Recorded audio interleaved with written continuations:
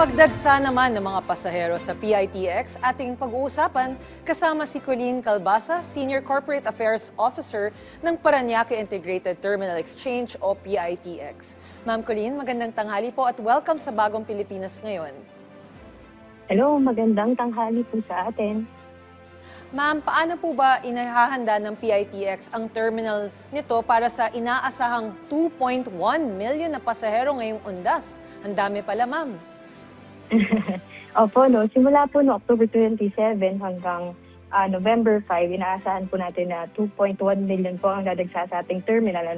So prior to that, nagkaroon naman na po tayo ng mga interagency meetings, meaning meetings po with other government agencies like LTFRB, MMDA, LTO. Siyempre, kakibad din po natin dito ang DOTR, para po matugunan natin yung mga kailangan po ng mas convenient na biyahe para sa ating mga pasahero.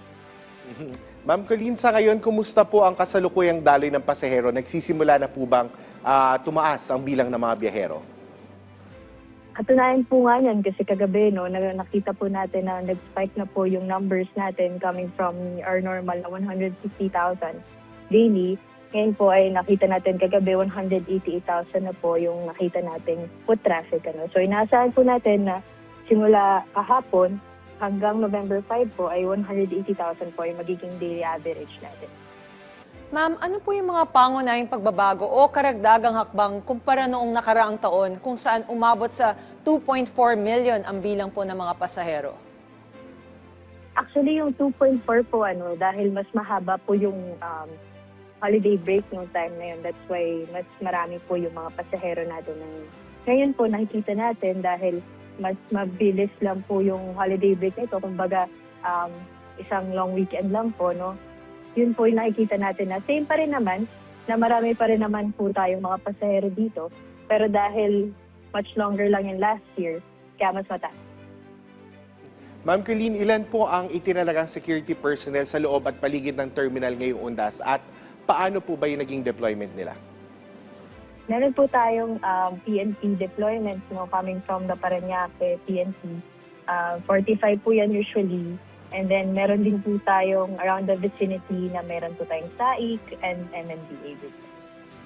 Ma'am, in terms of coordination naman po, kamusta po ang pakikipag-ugnayan po ng PITX sa mga ahensya tulad po ng DOTR, LTFRB at LTO para po masiguro ang maayos na biyahe ng mga pampublikong sasakyan?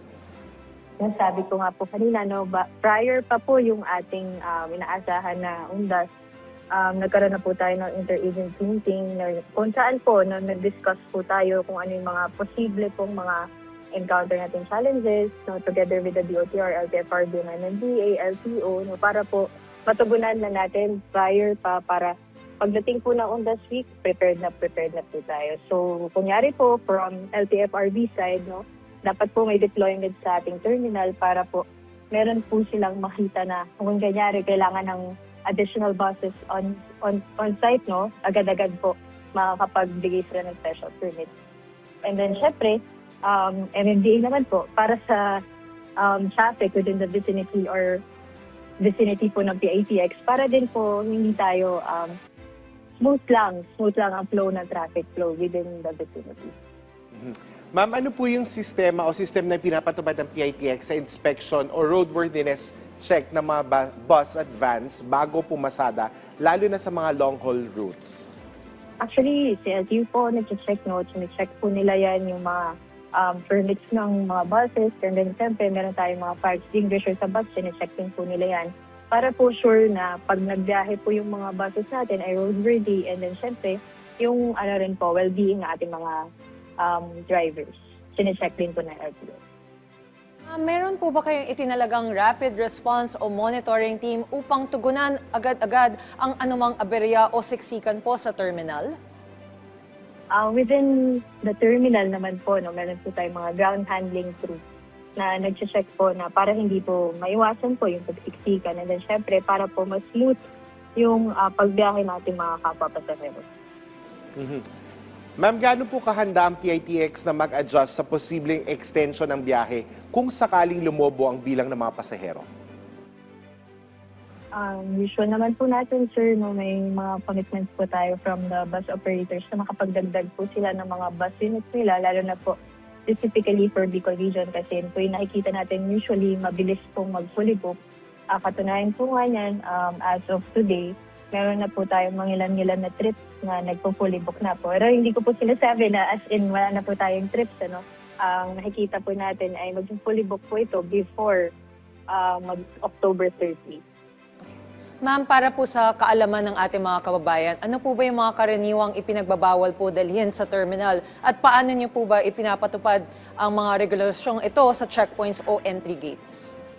Actually, ang mga bawal po dito sa terminal, no, flammable items po, kasama na po dyan, butane, lighter, anything po that can cause fire. Tapos sharp objects din po, bawal na bawal po yan, meaning kutsilyo, gunting, marami po tayong nakakonfiscate na gunting. No? So, yun po, baril, bawal na bawal po yan, unless po meron po tayong permit. Pero yun po yung mga bawal dito sa terminal. So, upon entry pa lang po natin, no, check na po yan ng mga security natin. And hopefully po sa mga biyahero natin, travel light na lang, ano, para hindi rin po tayo ma-hassle pa lang sa pagpasok sa terminal dahil ito-check po na ating mga security guards. Lalo na po yung iba nagdadala ng mga boxes po kasi ng mga papadala siguro sa probinsya, ano. Pero kung maiwasan po natin yun, mas maganda po.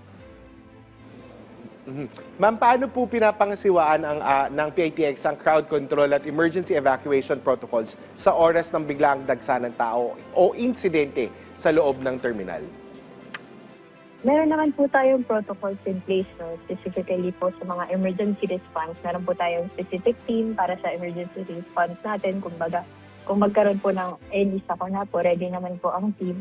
And prior to that po, nagkakaroon naman din po kami ng drills, ano? Earthquake drills, fire drills, shooting drills po. Meron din po, nagsagawa rin po kami niyan this year para po prepare ng staff at syempre para panatag din po ang loob natin mga pasahero. Okay. Ma'am, anong araw naman po inaasahan ng PITX ang dagsa ng mga pasaherong pabalik na po ng Metro Manila? Naasahan po natin yan by November 3, ano, na November 3 to 5 po, yan po yung pagbalik ng mga pasahero natin coming from provinces. Ma'am, maaari po bang ilarawan ang isinasagawang random drug testing para sa mga driver? Ilang beses po itong ginagawa at sino po ang katuwang ninyo rito? Yun nga po, no, random po. And then, syempre, may mga, ang LTO po at ang PDEA po ang katuwang natin dito. Ma'am, in the event po na may tao po o may isa sa mga drivers niyo po ang mag-positive, ano po ba ang hakbang ng PITX? Agad niyo po ba ang pinipigilan sa pagbabiyahe o inire-refer niyo po ito sa DOTR o PDEA? Actually, pag may nagpa-positive po tayo na driver, yan po ay check ni LTO para po may confirmation test po. And then, if ever confirmed again po, ano, meron po silang may i-check po din, and then of course, meron pong suspension ng license. Yun po yung alam natin na procedure ng LTO. Ma'am, sa gitna po ng pagtaas ng kaso ng influenza-like illnesses, ano po ang mga hakbang ng PITX para mapanatiling ligtas ang kalusugan ng mga pasahero at transport personnel? Actually, wala pa po tayong nare-receive na memorandum or mandate ng DOH para po mag-mandate po tayo ng mga face mask again. Ano? Pero po, paalala lang din sa mga passengers natin, lalo na kung we feel na hindi po tayo okay, ay mag-mask na lang din po tayo para sa safety din po ng other passengers. Ma'am, sa mga pasaherong bibili naman ng tickets on-site, may mga dedicated counters o assistance desk po ba para maiwasan ang siksikan? At mayroon po bang special assistance lanes o malasakit help desk para sa mga senior citizens, mga buntis o persons with disability? Para po sa mga bibili pa lang ng tickets natin, no, may mga designated ticket booths po tayo, kaya inaanyahan po natin mga pasahero natin na diretso po sila sa ticket booth. Dahil po, syempre, ayaw naman po natin na yung iba po kasi may mag-offer sa kanila sa labas, tapos hindi naman pala po totoong mga mag-offer ng ticket booth, ay ng tickets natin going to the provinces. So, iwasan po natin yung mga yun. Diretso lang po tayo dahil meron po tayo ticket booths inside. And then, para sa mga special assistants, yes po, meron po tayong special assistants for PWD, senior citizens, and syempre, pregnant po. Ma'am, mensahe o paalala niyo na lamang po sa mga babiyahing ngayong undas? Yan, paalala lang po, no, ulitin ko lang po na bawal pong magdala ng flammable, sharp objects, baril dito sa terminal. Kapag na-confiscate po dito, ito-turn over po yan sa PNP. And para po doon, travel light na lang po tayo para hindi rin po tayo mahasol upon entry dito sa ating terminal.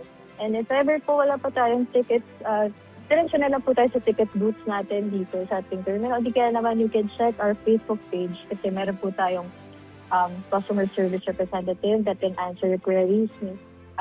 Pwede pong ipadiretso kayo sa bus operators na with their ticket booking platform po. And then meron din po silang mga numbers para lang din po inform po. Okay. Also, pet-friendly po ang term na. Yahabol ka lang. Pet-friendly po tayo dito sa terminal. So, small to medium pets, usually po inalaw ng mga buses yan.